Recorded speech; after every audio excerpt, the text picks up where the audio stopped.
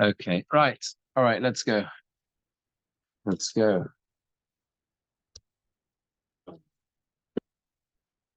Right, we'll just need to recap a little bit, I think.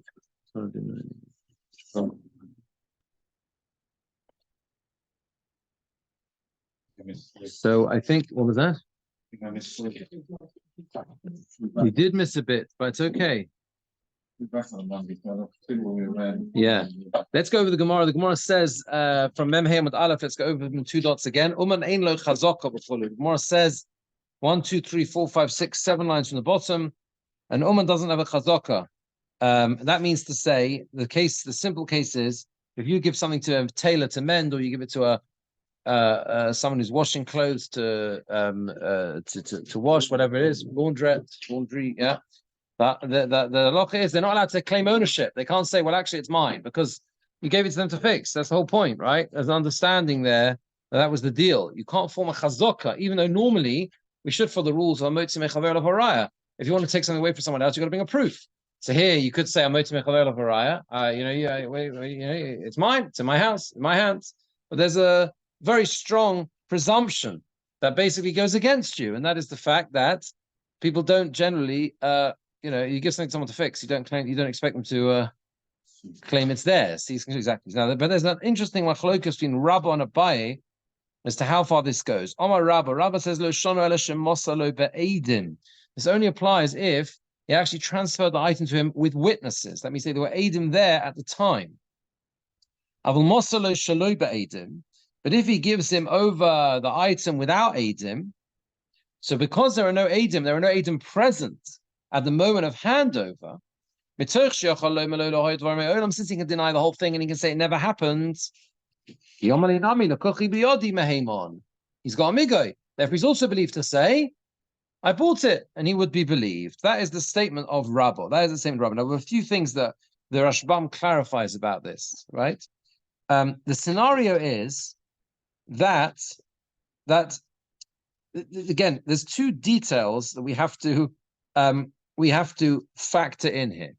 One is explicit in the Gemara at this stage, and one is not.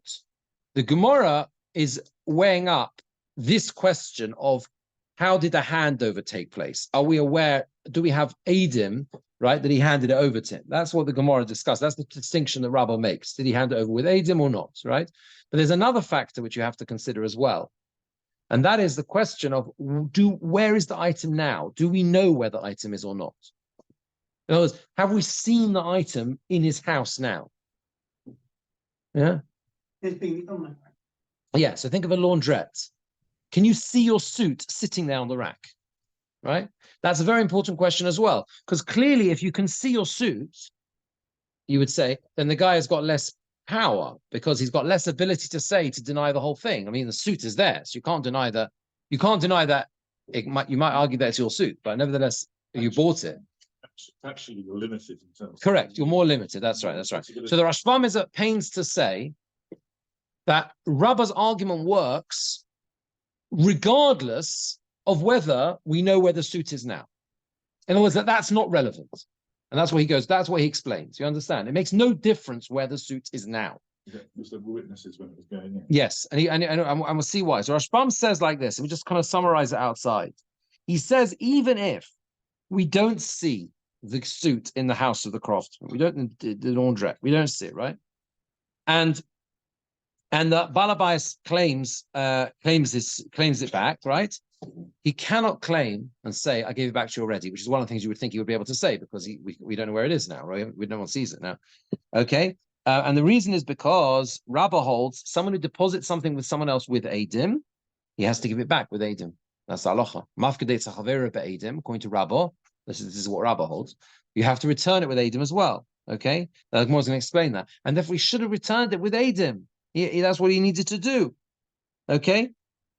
So therefore, even if we don't see it now in his house, so you might think that he's in a good position because he can say, I gave it back to you. The answer is he can't say that because he would have to have edim to show that he gave it back. Because since he was given to him with edim, the halacha is you need edim to show that you have to give it back with edim. So you can't. So that option is out the window, right? That option is out the window. And how much more so says the Rashbam, if we don't see it in the house of the Uman, that he can't say, that we do see it in the house of the Uman, that he can't say, I bought it. Again, he's limited now. He can't say I returned it because we know it, we can see it's there, right? But he could say I bought it, but he can't say that, right? Right?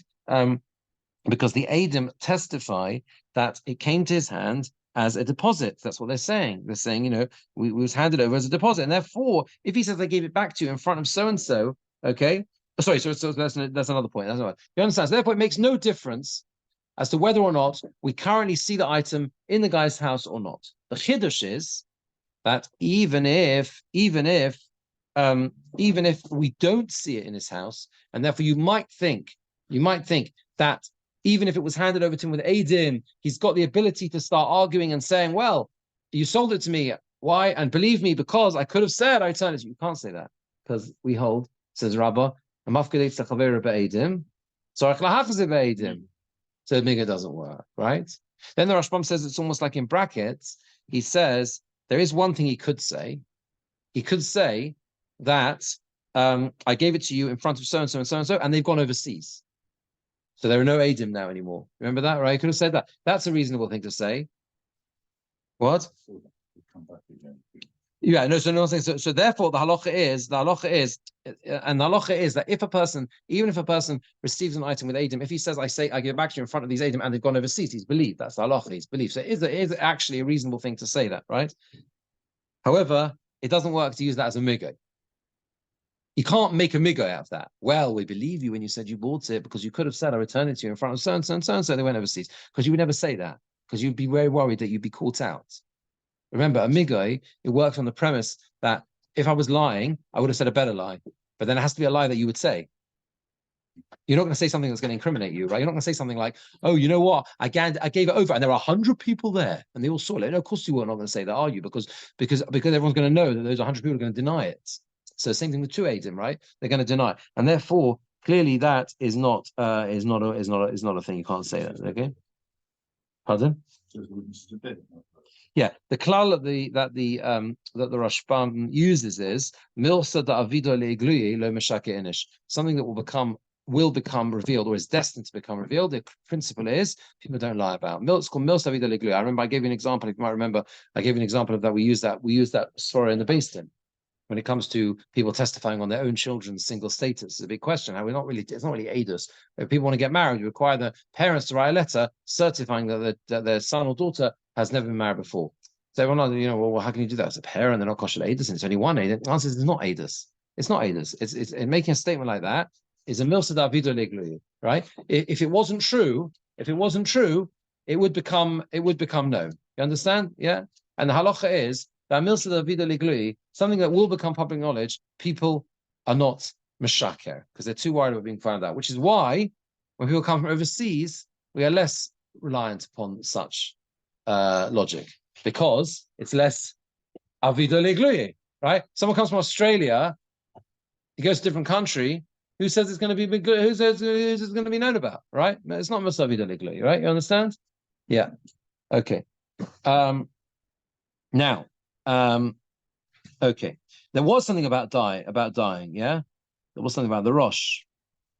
Yeah. Mesu. And he says it's not a good migo as well. That one, migo, he could have said mesu because what I think it was because I think the Rosh said that that's not a logical thing to happen. They happen to die conveniently, right? Therefore, again, you wouldn't say it. Yeah, exactly. Yeah, it's not very believable, right? Okay. Now, but if he hands it over in front of Adam, so the Rashbam says, if he hands it over in front of Adam, what's the flip side of the Rabbah? That if he hands it over in front of Adam, then he can say, no, you've got a great migoy. And the Rashbam says that migoy works. If he hasn't handed it over Adam, the migoy works both ways around, whether we see it in front of him or not. Obviously, if we haven't seen it with him in his house, right? Okay. Then he's clearly got a great migoy, because of course he can say, yes, you gave it to me, but I gave it back. Because we haven't seen the suit in the house. So obviously he's got a good migoy, yeah? Because now he doesn't need to return it with Adam, yeah? Or he can say something else. He can say, it never happened. You never gave it to me. And he'd be believed. He'd have to make a shua says the shua drabono, but he'd still be believed, right? Okay? So therefore he's got a great migoy. So, but the chiddush is, even if we see it in his house, right? So the suit's hanging there in the laundrette, Okay, even so, he is still believed, right? Okay, so there are Eidim there that see the talis there, or the guy's holding it in front of us. He can still say that. He can still be believed. Why? Because he still has a migay. He can say, you never handed it over to me. You never gave it to me.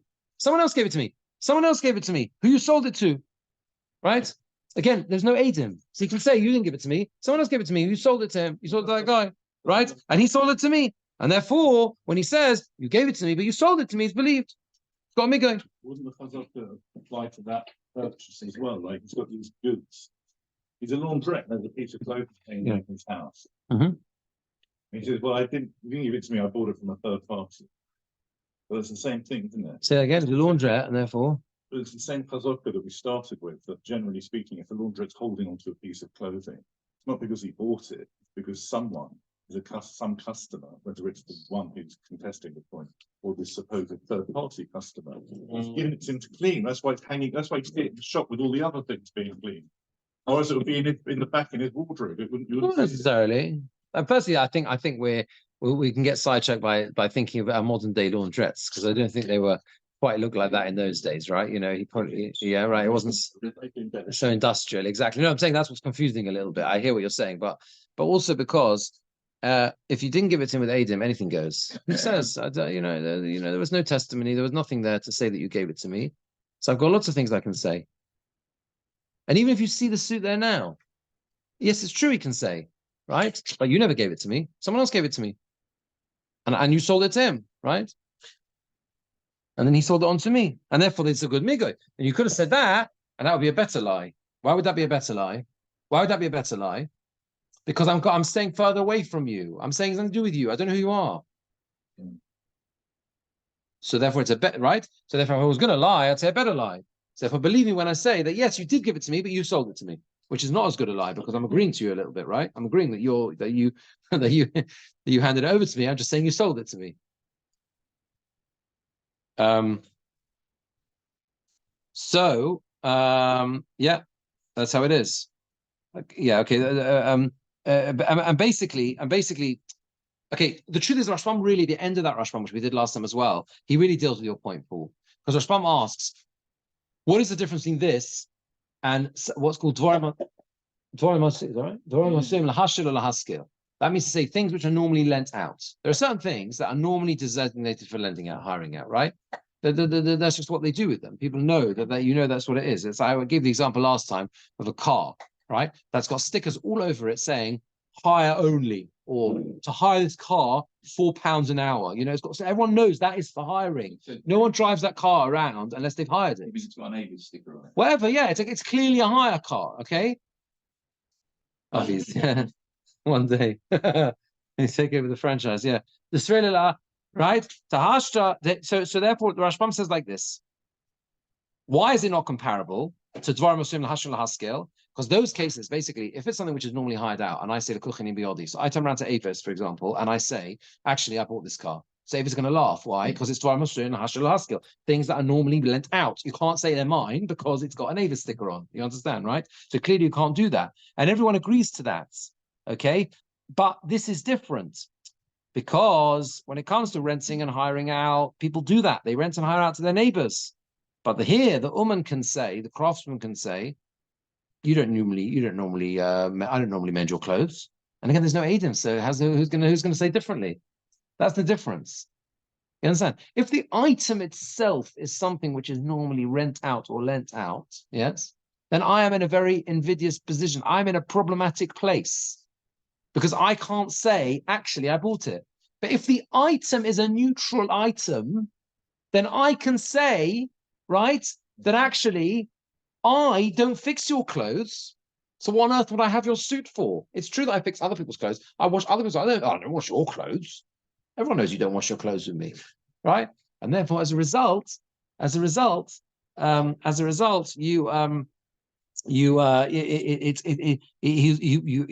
to say he's got the ability to say that, and therefore he's got a chazaka as long as they weren't handed over with Aiden.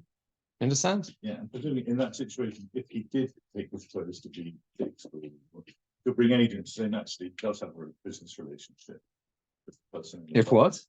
Oh, I see. Maybe that's interesting. Yeah, maybe we could bring Adim into. Yeah, but that would just change the paradigm. You just show that. If he brings Adim to show that was a relationship or something like that, yeah, whatever, maybe. Maybe. He had worn that item. Yeah. Owned that item. Yeah. The point is, Then it changes the whole right. That's what it changes the dynamic. The point is again. According to Rabbah, at the moment, it's simple in the sense that Rabbah says, I don't care whether or not we see the suit hanging up or we don't. It's not relevant to me. Everything that is critical. The critical point is, did you give this item to the craftsman, the tailor, the washerman, whatever? Yeah, with Adim or not? That's the question. If you gave it over with Adim, you have no migo, because you can't say migo. You could have said, I'll give it back or whatever, or I gave it back to you, because you can't say that, right? And therefore, you have no migo. Whereas if you handed over, you didn't hand it over with Adim, you've got a great migo, and therefore you are believed. That's where we are at the moment with Rabbah. Okay, we're going to change everything, don't worry. But at the moment, that's where we are with Rabbah. It's interesting, on the subject of mending garments, someone sent me today a remarkable article, worth looking up online. Last week, or very recently, maybe last week, there was a Holocaust survivor, age 95, who passed away in America, with the most remarkable story and career. He was known as the tailor to the presidents. He literally created clothes for everyone, going back to Eisenhower.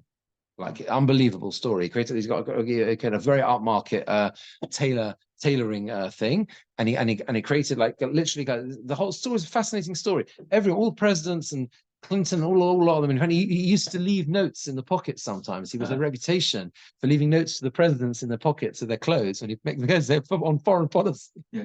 This little Jewish boy, Mr. President, in my opinion, it's time to get out of Vietnam. That's how. Yeah, and Clinton, because Clinton apparently told him, listen, I don't want any notes in the pockets of the clothes. It's a great story. It's this Holocaust story, and he finally was nifty. He's age 95. Mr. Green, I think his name was Greenfield. You can look it up. But anyway, and I'd never heard the story. Amazing. Letter did work once with Donald Trump with Robashkin or whatever it was. There was something like that. Yes, there was such a story. Yeah, there was such a story. Yeah. A picture recently. It's a woman, an old Jewish woman who passed away, and she also took all the presidents of their family. She was like the interior designer, their style design, their clothes and everything. They had a whole bunch. Yeah. Yeah. Okay, very good. Right. So Omele Abai. Abai says, sorry, three lines from the bottom. Omele Abai of Mem Pei Amadalef. Omele Abai, Hochi, if so, if you'd be Nami. Yeah, we had to chaza. Abai says, Hochi, if so, if you'd be Nami. Pardon? Not surprised with that. But I did it outside, not inside, so Martin won't get upset. I'm going to buy Hochi of so we can cover ground. I'm joking. I'm going to buy Hochi of so even witnesses as well.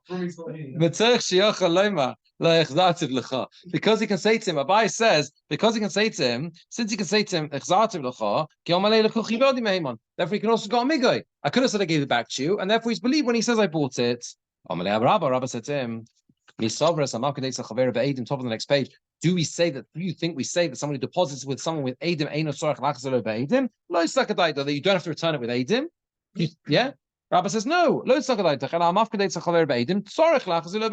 Someone who deposits their friend with witnesses, he has to return it with Adim. So basically, this is just playing out everything we've said, right? This is basically the debate between, what is the machlokas between Abai and Rabbi?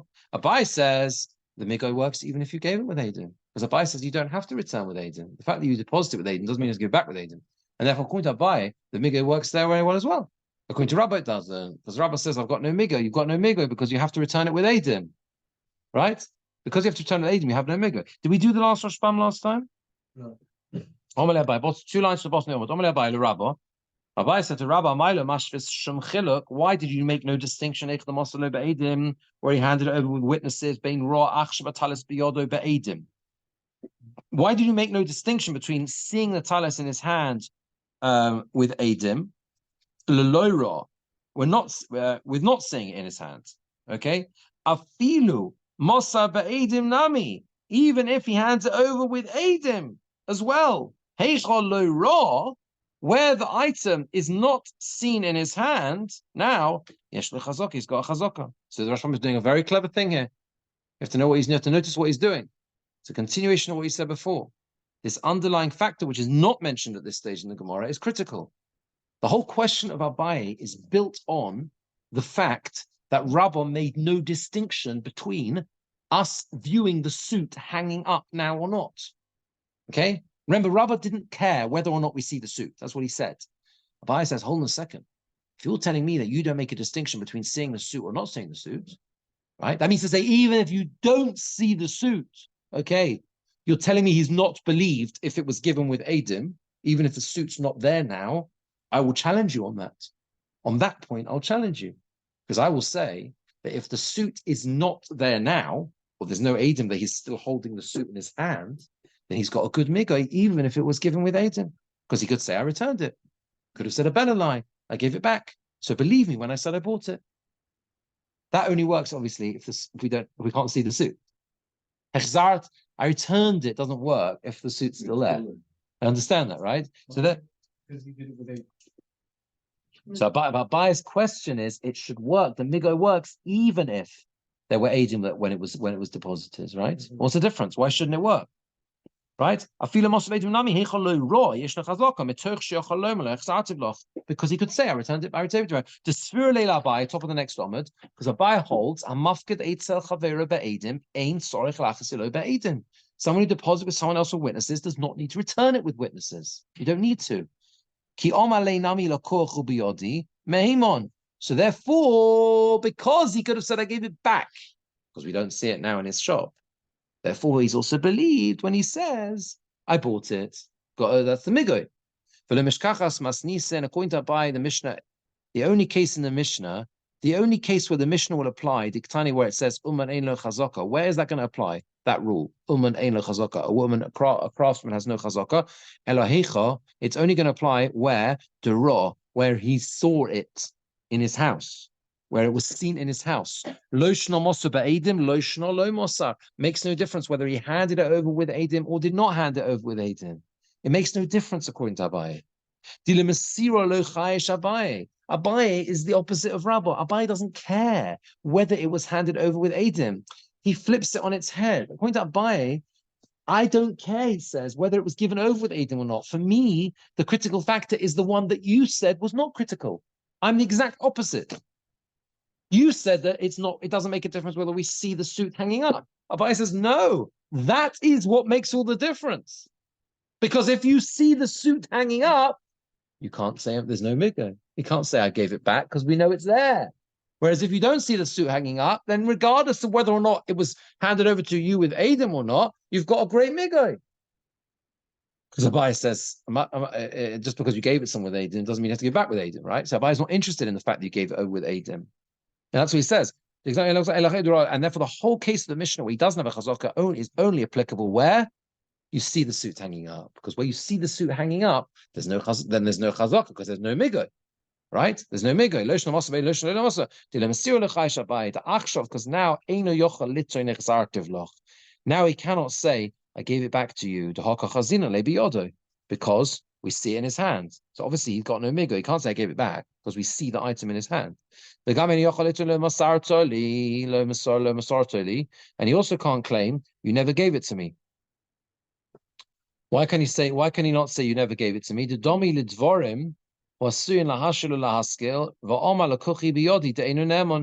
Because it's similar to things that are normally lent or rented out. And he says it's bought, that I actually paid for it, that he's not believed, even though there is no witnesses that it was actually handed over. And this is the only case that Abai says a craftsman has no chazaka. And the conclusion of the sugya is like Abai. That basically, Abai is saying like this. We see the item in his hand. Because we see the item in his hand, he can't say I gave it back. So that goes out the window, regardless of whether or not, he received it with Adam or not. That doesn't make a difference. Doesn't make a difference how he got to him. If we see it in his shop, he can't say I gave it back. Right? That's clear? Right? You can't say I gave it back if we can see the item, right? So therefore, that's why an uman has no chazaka. Now, what about if we so there's another thing he could have said. He could have said, Loi mosar toili. You never gave it to me. The question, so why is that not believed? Why can he say that? So it could be like Rashbam said on the previous Omer. There isn't, again, because there was no Eidim. Yeah, there was no Eidim you handed over to me. So there could be another spiel. Someone else gave it to me. You sold it to someone else, then they gave it to me. There's a whole other spiel that's going on there, right? Why can't he say that?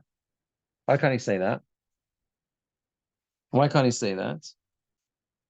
We're assuming that one the owners is not any Eidim that it was his suit. Because it's a strange thing to claim. Even if he does, it doesn't matter. Because he couldn't. Yeah, because sold it to someone else or whatever, yeah. It's a strange thing to claim if you're the owner that you gave it to him when you didn't. So No. He said the owner has sold it.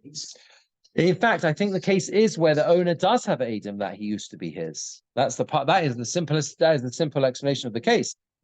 Yeah, he sold it to someone else, and someone else has given it to me. That's how it's ended up in my wishes. It's nothing to do with you anymore. You're out of the picture. Even if the guy says, I've got 25 people who saw me wearing this suit because I got married in this suit. Yeah. Doesn't help. No, because we're not disbelieving that. That's the point. We're not disagreeing that you used to own the suit. We're not saying you never. It's like we said the whole time with land, right? We're not saying you never used to own it. That's not my argument. I am the craftsman. I'm just saying I own it now. How did I get it? Well, I'm saying that I bought it from you. That's what I'm saying, right? The question is that statement needs believability. It doesn't work by itself. You with me? Because I'm a craftsman, I'm not going to just be believed when I say Lakuchi Biyodi, I bought it. I've got to have a migoy behind me. I've got to have something backing me up, right? Abai says, if if we see the suit in your shop, okay. So if we don't see the suit in your shop, okay, then you've always got the ability of saying, Migo, I could have said I gave it back to you if we don't see the suit. Therefore, Abai says you're believed across the board. Right? Regardless of whether the Masira handing over happened with Eidim or without Eidim, makes no difference. If the item has not been spotted now in your shop, you're going to be believed because you could have said I gave it back. So repeat that again. Abai turns around to Rabbah and says, I don't care whether or not there were Eidim when the item was given over or not, because either whether there's Eidim or not, you've got a great migoy. What is your migoy? Migoy is, since we haven't seen the item now, I could have just said I gave it back. Because remember, Abai doesn't say you need to return with Eidim just because you received it with Eidim, right? So you can always say I gave it back. So therefore, according to Abai, what is the case of the Mishnah when an Uman has no chazakah, right? That's a case where the item is seen in the shop. If the item is seen in the shop, again, makes no difference whether it was given over with Eidim or not, you're not believed. Why? Because you have no migo. What migo are you going to say? You can't say I gave it back because we can see it there. So obviously you haven't given it back. Okay? Right? On the other factual thing. Well, one second. Let me show you one second. One second. Why can't he say someone else sold it to me? So the truth is the way the Rashbam seems to phrase it is that even if that theoretically was possible, it's not going to work here because Abaye, unlike Rabbah, looks at this the same way as things that are normally rented out. He looks at and the rule is with things that are normally rented out, you are point blank not believed to say, Lukuchi biyodi, I bought it. So you're point blank not believed to say that, according to Abai. That means that's why if the thing is seen in your house, you're finished. It's game over. That's what he says. Look at the last few lines. The gamenu yocholitan lo masartoli. He can't say you never gave it to me, which I think means you never gave it to me. Someone else did. You sold it to someone else. They sold it to me. Whatever, another spiel like that. You can't say that because the domi because this is like something which is normally rented or hired out. And a person responds to that and says, "I bought it." The Eino Neman is not believed. Even if there are no Eidim Masira, there are no Eidim that testify to the handing over.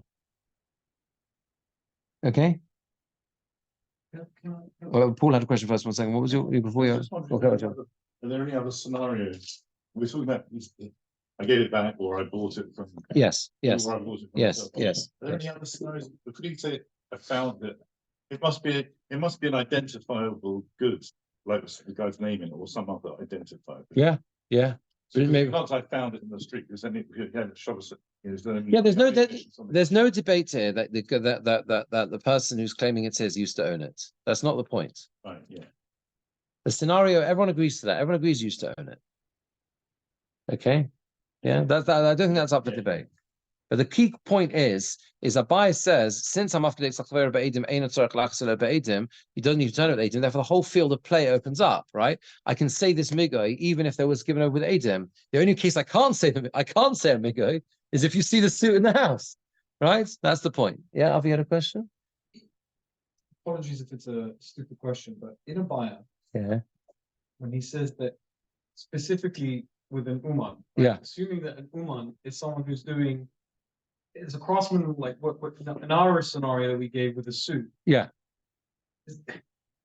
What happens if people wear similar sort of clothing? It's a white shirt, it's a black suit. They all look very, very similar. Okay. So if you say, look, it's in the window, how do we know it's specifically his? You can just turn around and say, it's not yours, it's somebody else's. It's what it looks like.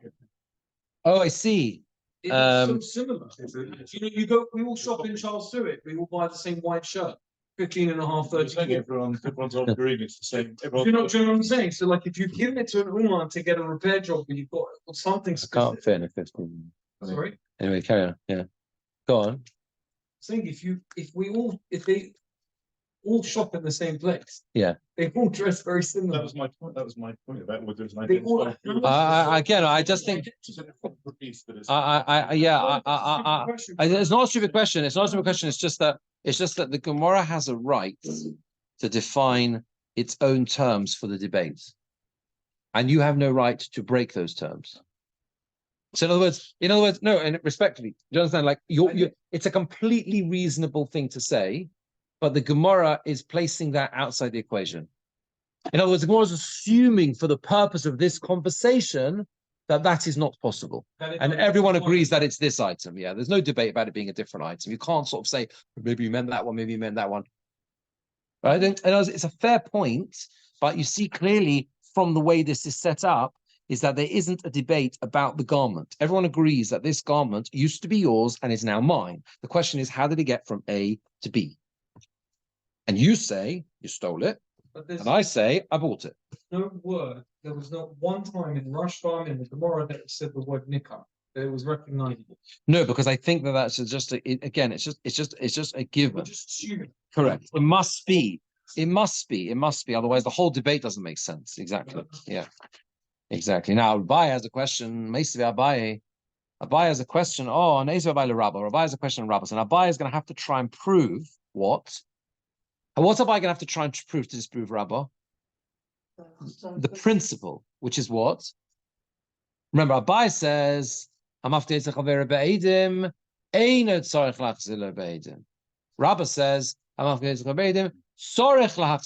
always got to give it back with Eidim. So that's the key point that Abai is going to want to disprove.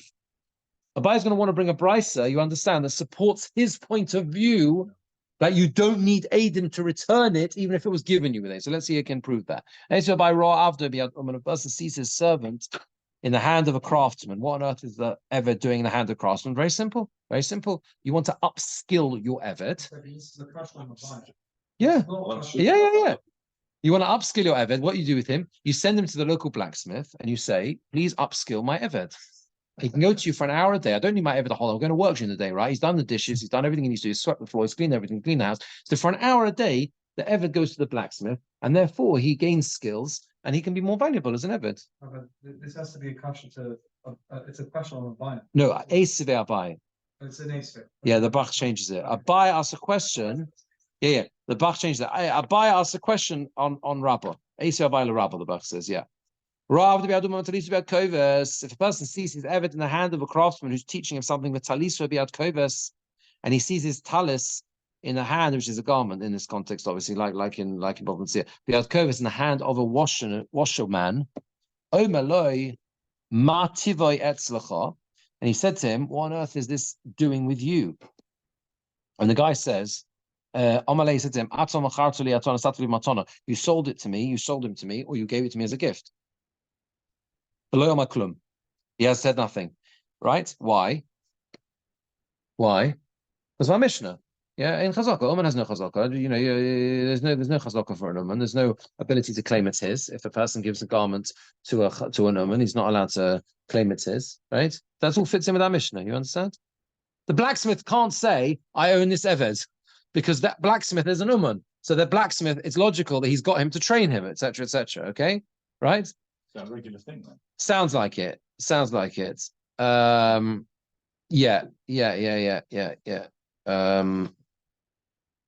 Isn't there Yeah. like karka, so there are different reasons? So the Rashbam talks about that. With the Eved, it has to be 3 years. He's got a chazaka through 3 years. He's been using the Eved. The Eved's been going on a very long training course. He's done a 3-year university degree with the blacksmith. It's a bit. The Rashbam struggles with this case because an Eved is karka, and therefore it's 3 years, not immediate, unlike movable items, which means it makes it a bit complicated because the scenario of the Eved has to be that basically he's been with the blacksmith for 3 years. He's done a full degree with the blacksmith. What? Yeah. Because otherwise, no chazaka. You can't form chazaka with less than 3 years with an Eved. Yeah. Okay. Yeah. It's a bit of a It's gonna have a large student loan, the Eved, after the end of the course. She can't pay back because there's no any money. Anyway. Yeah. Anyway, so he says to him, before now, so if he says to him, before now in front of me, Omrus lo lemochro, Velitno li, they changed it to me, Velitno li matona. That means to say, you told so-and-so to sell him to me or to give him to me as a gift. So he brings in a third person and says, it's true that this garment or this eved used to be yours, but in front of me, you told someone else to sell him to me. That means obviously you'd sold it to that guy and you told that guy to sell it, you told that guy to sell it or give it to me as a gift. In that case, Dvar of Kayomin. That means to say in that case, his words are believed. Okay? That's what it seems to imply. Dvar Kayomin, his words are true. We accept his words. Right? We accept his words, right? Okay, so let's just see the Rashbam, a short Rashbam, just to understand the case. Just to understand things. Then we'll go on to what the proof he's trying to prove from here. So the second Rashbam on the Omad, he's teaching him a trade, like we said, a blacksmith or something. This happens. There's 2 points that have to apply to make this a viable scenario with the Eved. Number one, it has to be that there were Eidim who saw him in the hand of the Uman. Because otherwise he could say, you never saw him in my hand. It has to be clear. That has to be non-debatable. Right? Because otherwise he can just say, what are you talking about? I don't have him. I don't have the garment. Right? So obviously they aid him. Number two, it could go in Shechzik Bo Sholosh Shonim. It has to be that he's actually he's being machzik on him for 3 years. If it's less than 3 years, Lomeli Denokot Uman. Because if it's less than 3 years, why does it talk about a craftsman? That means it implies another person. It would be a chazaka, right? Shlokish says a godrus ein len chazaka. A godrus is things that move around, like sheep. Ein len chazaka. We fit that in. Ein len chazaka la'alta. They don't have chazaka immediately. But they have chazaka after 3 years. We learned this Gemora a long time ago. Godrus are like movable things that move around, like flocks of sheep, herds of sheep. That's what it means, that type of thing, right? And it's the same with an eved as well. You can't form a chazaka. Why? Because these things wander around. Sheep move from one field to another. That's not proof that you own it. And eved is the same. And eved is the same. He goes down to the shops to buy a newspaper for his master. He comes back. There's no, the shopkeeper can't, even if he's not a shopkeeper, he's going to walk in and he sees something on the way. He goes to the playground on the way and he plays on the swings. That doesn't mean the owner of the swings or the owner of the playground owns the eved. You understand? Things that move around, much harder to form chazaka. But you can form a chazaka after 3 years on an eved. So therefore, this must be. And what are we saying? We're saying an uman can't form a chazaka. I'm implying a normal person can. So it must be 3 years. Because you can't form a chazaka in less than 3 years, right? But Salis would be able. Well, because no one can't, because we're saying an uman is not. Has got a factor disproving his claim, the fact that he's an uman. But Talisa biad kovis afilu shah achas, even 1 hour, the talis is in the hand of the washerman. Lo yamaklum, he said nothing. The uman ain't lo chazaka, because the uman has no chazaka. The thonai omras leploni the mochorei. But if you said in front of me to so and so to sell him, velitnu lo matona, to give him as a gift, dvarov shel gazlon or shel uman, they try and change it to the dvar. The words of the uman are kayomin are true. This is how we understand it at the moment. So at the moment, this is how we understand the price. Yeah, the price seems to make a distinction between the following two cases. In a situation where, sorry, the Bryce is going with the following principle, same as our Mishnah, that by definition, an uman can't form chazaka, right? Because the normal arrangement is a business relationship. I gave you something to fix. I gave you something to do. You're training my ummah. You're training my eved. You're fixing my garment, whatever. Therefore, you can't claim ownership. That's the principle of the Bryce, same as our Mishnah.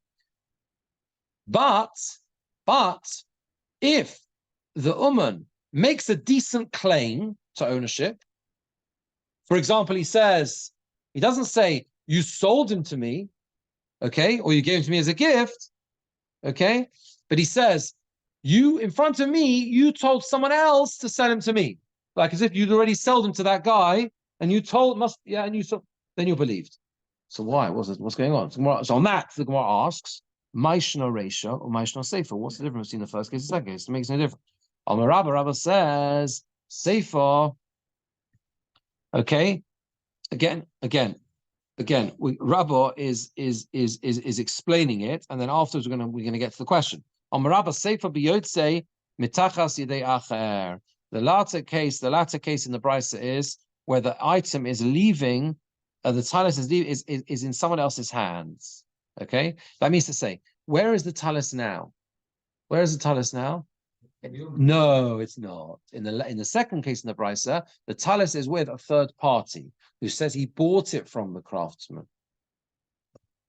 So Reuven has a talis. Everyone agrees the talis used to belong to Reuven, right? Reuven gave the talis, according to his version of events, to a tailor to fix. On the next week on Wednesday, the talis shows up in a third person's house. That third person claims that he bought it from the craftsman. So there are two now different narratives, right? According to Reuven, this guy should never have been able to give his garment to someone else. Why are you giving my suit to Shimon down the road? Right? Okay. But according to the Uman himself, okay,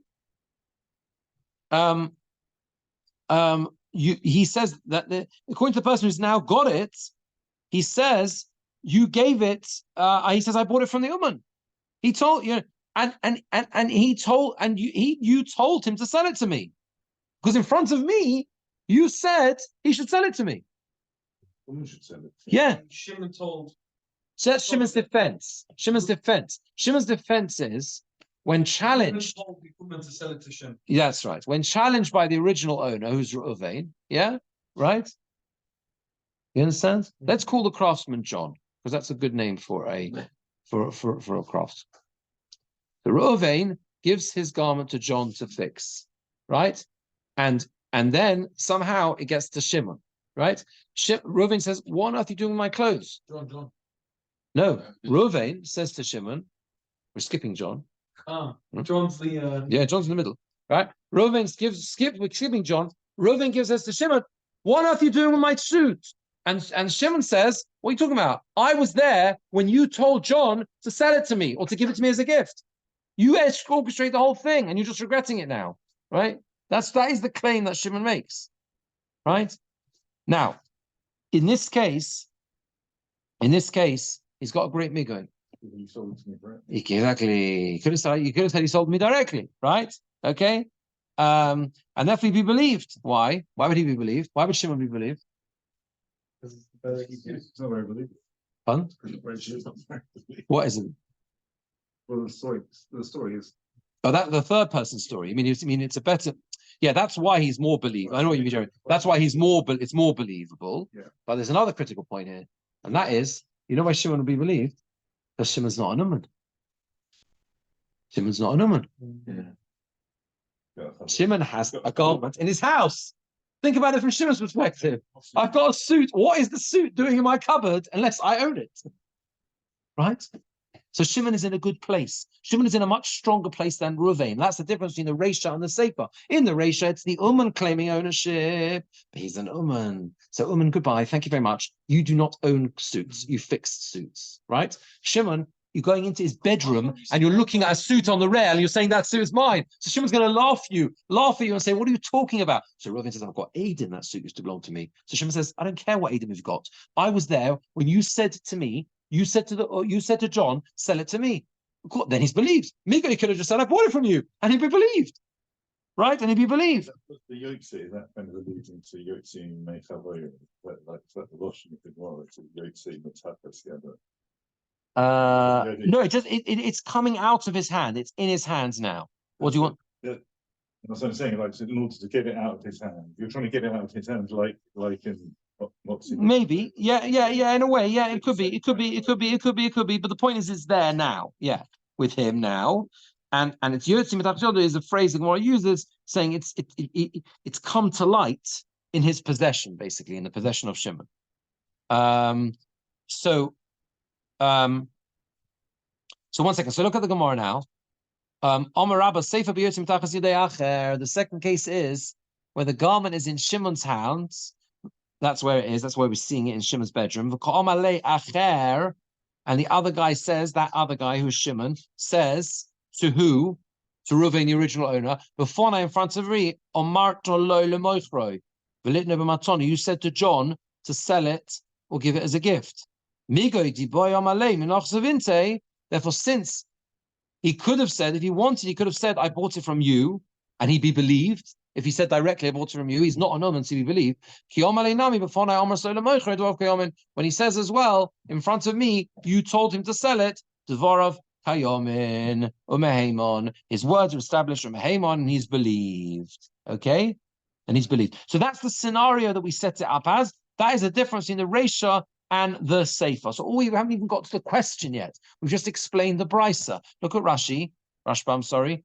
First we explain it, then we explain the question. The scenario of the second case is, and why it's fundamentally different to the first case is, because the second case is talking about the person who's making the claim is a regular guy, not a craftsman. But Yotze Talis and the Talis is in the possession of the other guy, who claims that he bought it from the craftsman. And the other guy says to the Baal Abayis, that's Reuven who claims it. He says to him, what on earth is this garment doing with you? I gave it to John to fix. What is it doing in your house? When he responds, I bought it from John. And on your instruction, he sold it to me. Because in front of me, you told him to sell it. That's like him saying, I bought it from you. Because since if the master who's machzik now, that means Shimon, since he could have said to the Balabayas, which is Reuven, Minoch Zovanti, I bought it from you, Umehemon, who be believed, Umehemon, who be believed, Holav Uman, who is not a craftsman. When he says as well, I know that you sold it Uman to the craftsman, Vazovna Uman Nihali, and the Uman sold it to me, Mehemon is believed. Because that's what we said before. That if he says to him that he sold it to you, Kamoy Didi, in front of me, Mehemon, he is believed. He is believed, right? They bought it from you in front of me. He's believed. Yeah. So this is that. This is how it is. Like I'm saying that Reuven sold the garment to the Uman then sold it to Shimon. Yeah, that's what he's claiming. That's what he's claiming. That's what he's claiming. There is in that case an ownership that the Uman has on the garment. He's not acting like it's a transactional middleman. He actually takes possession of the garment to then sell it to Shimon. According to his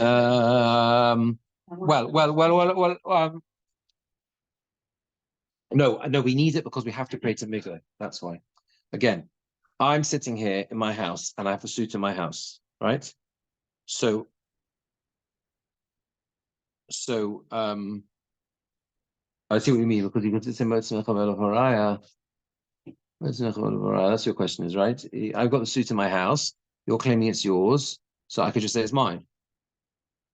I could just say it's mine. It must be no. No, I'm saying, why do you need to implicate the Uman in any of this? In other words, why does the Uman have had possession of it at any point? and it doesn't fit with our mission. Yeah, it doesn't. Yeah, it doesn't fit with the mission. No, yeah. The question is, Just say, prove it's yours. Because it's identifiably. No, the Ummah could just have the suit to do the dry cleaning. So the guy says to the Ummah, actually, just.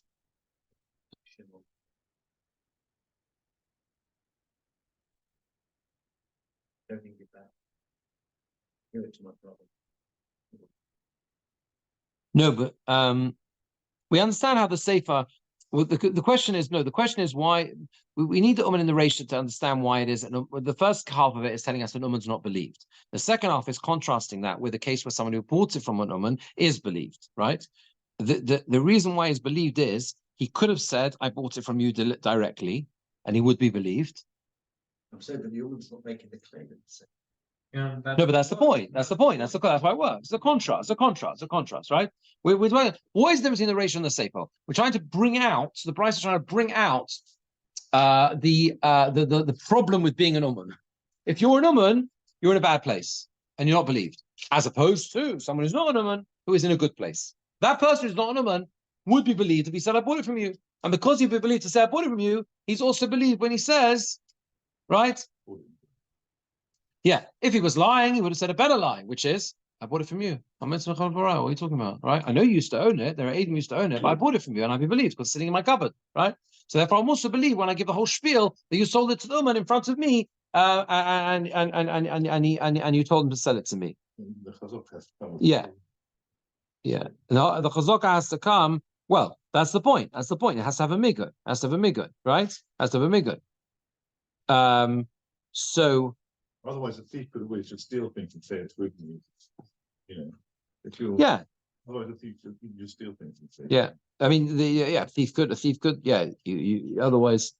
Yeah. You could just say. Well, you could just say it's mine. I mean, you know, there are. But the point is here, he's not saying straight out, "You sold it to me." That's the point. He's not saying. He's not saying that. He's saying something else. And we say, we believe him. Migoy could have said this. Migoy could have said he bought it straight out. We don't have time to see the question, but we'll get to the question in Mitzvah Hashem next time. I don't think we have time to see what the question is. But basically, Abai is going to use this brisa to prove his point that this idea, this point that it doesn't make a difference whether or not he saw or didn't see. I think, yeah. Yeah. Okay. Let's see a problem next time. The main point is that Abai is going to use this somehow to prove his case, if you like. We'll do a problem with Shem next time. Should we do it? Next week is a bank holiday Monday. I think I'm around, but I don't know whether others are around or not. Or I'm around. yeah, fine. Yeah, I'm here, so I'm happy to do a show. Well, so okay, so we'll assume it's normal. Right, very good. Have a good evening. Thanks for joining.